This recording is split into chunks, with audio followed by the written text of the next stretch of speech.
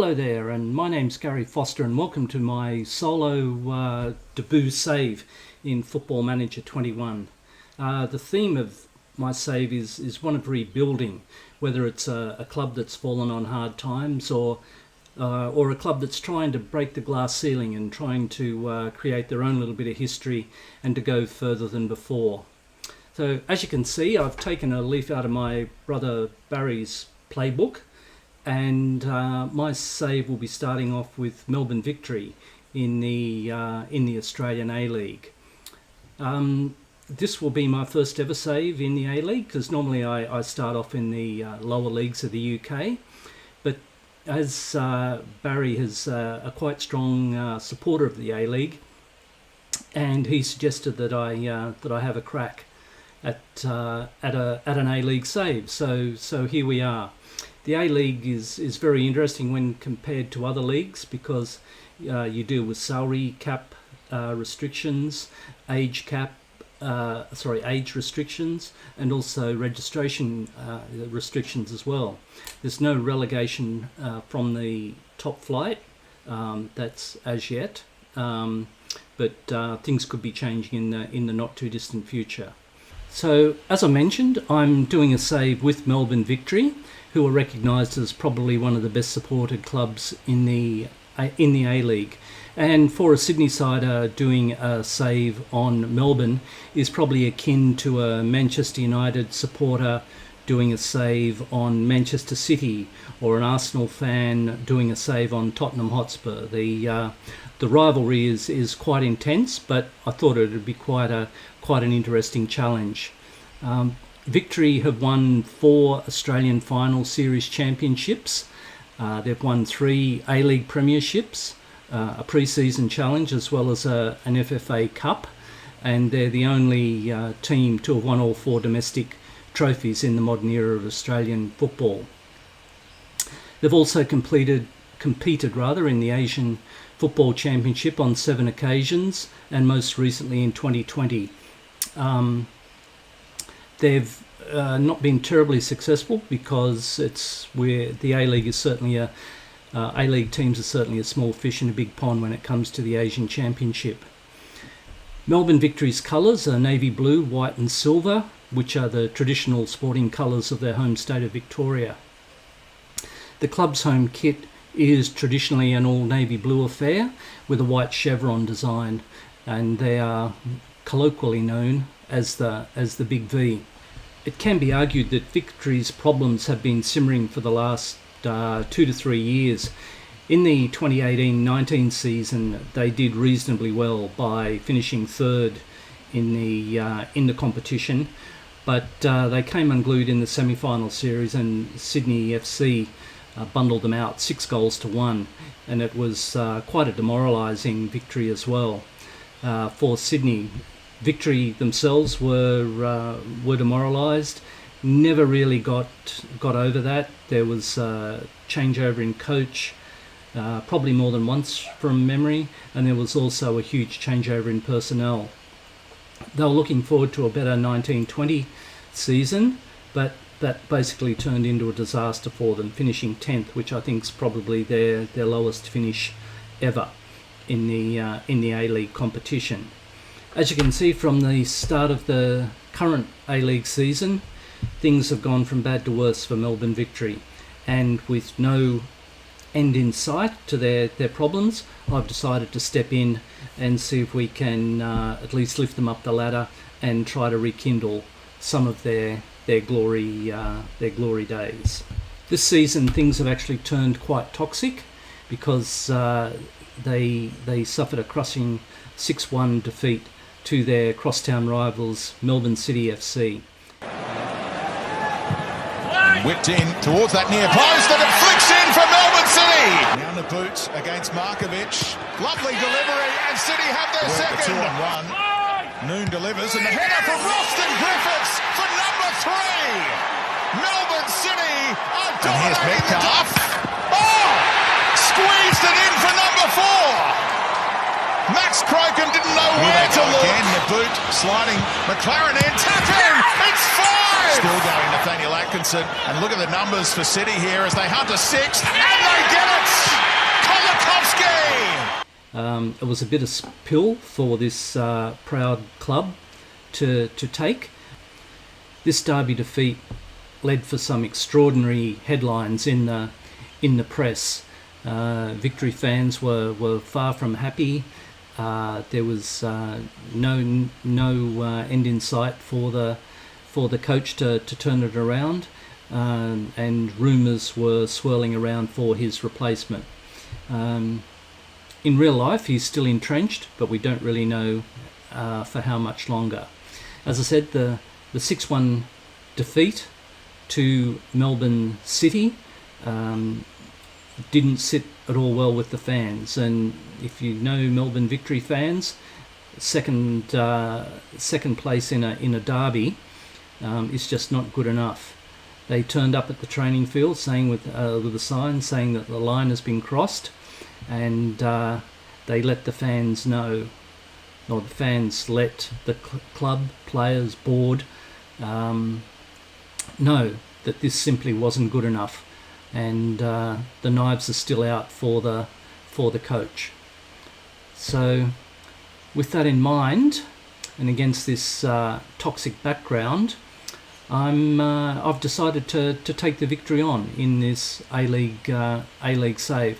As I said, brother Barry, he planted the seed for the save some time ago, and this derby result has now prompted me to have a close look at victory. So against this toxic background, let's go and check out the squad. Okay, so here we have the current Melbourne Victory squad, and as you can see just by scrolling down the ability and potential column, things should be a lot better than what they are. On paper, they've got a very good squad, but as Brian Clough famously once said, we had a good team on paper, but unfortunately the game's played on grass, and that's kind of what the situation is here with Melbourne Victory. We'll just go through the broad classifications of the positions, and we'll show that our two keepers that we've currently got listed, Crocombe and Acton. In reality, they're both pretty good players, and I actually would have thought that their potential would have been a little bit better than what they're listed at the moment. But there may be an opportunity for us to bring in another first choice keeper if we can. For our left-sided defenders, Adam Traore will no doubt be the starting choice there, with Markovic and Ryan on the bench. Our right-sided defenders, we've got Shotton and Rue. Shotton is also good as a central defender, so whether or not Rue is the first choice right back or Shotton, I'm not 100% sure yet. In central defence, I think we're a little bit light on there and could probably do with a little bit of extra help. We've got Anderson and Ryan as our backups.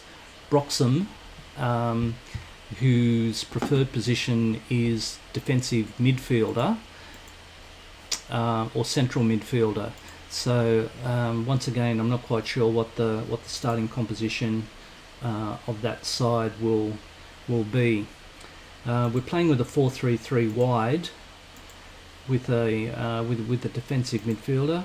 So our central defensive midfielder will be a toss-up probably between Butterfield and Broxham. Broxham probably, but I mean he can only play in one position, can't he? So it's going to be interesting just to see where in fact he will fit. Our midfielders, we're quite well off for midfielders. Just sorting there by current ability. Callum McManaman, he's wide, so he'll be more of an attacking midfielder, as is Robbie Cruz, whose name would be familiar to a lot of Australian football fans, and Rojas as well. He's more of a wide attacking player. In midfield, central midfield, Butterfield, Broxham, Kimsoba. He's more of a wide attacking midfield player too, and I'm not really quite sure whether I'll be able to have room for him. But Burke and Kurta, he's also one to look out for in as a player for the future. So our attacking midfielders, as we've gone through those, they've featured in the squad before. Pretty well endowed with wide attacking players. There is a one formation that I use with 3 attacking midfielders. So our attacking central midfielders would be either Brimmer or Kurta. Our strike force will be looking probably to Robbie Cruz or Laurie Latanzio. A lot of potential with those guys. Falemi and Gestede, options as well. But I think the key to that will be keeping Robbie Cruz in a fit and healthy. Keeping him fit and healthy, because he does have a history of injury. Just going briefly to the club's vision, you can see that they want us to play entertaining football, which isn't a problem, and also developing the club's youth system. They expect a top half finish in the regular season, and top half with this type of competition probably means that they'll qualify for the semi-final series. Now, the following season, there's an expectation that we will be winning these A-League final series, which is sort of par for the course, because even though you finish on top of the tree in first place, Australian football is geared to semi-finals and final series, so there seems to be more kudos for winning the grand final rather than finishing top of the tree in the regular season. But that's a bone of contention across most football-loving people. Our schedule at the moment, we're about to play a friendly against Western United, who are an A-League rival. They were one of the expansion teams that came in 2018. So far, we've played 8 friendlies, and the most notable one there was against Melbourne Knights. There's the Victorian Premier League and State League sides. We've won all our games, but we certainly haven't dominated it, apart from the game against Bentley Greens. The next game, as I said, is against Western United. That'll be played offline. And we'll come back for the opening game against Adelaide United.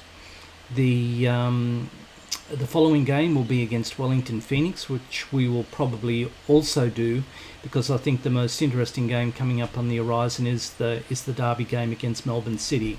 Okay, so with that, this brings an end to episode 1 of What Price Victory. Thank you very much for watching. I'm Garry Foster. We'll catch up with you shortly. Bye for now.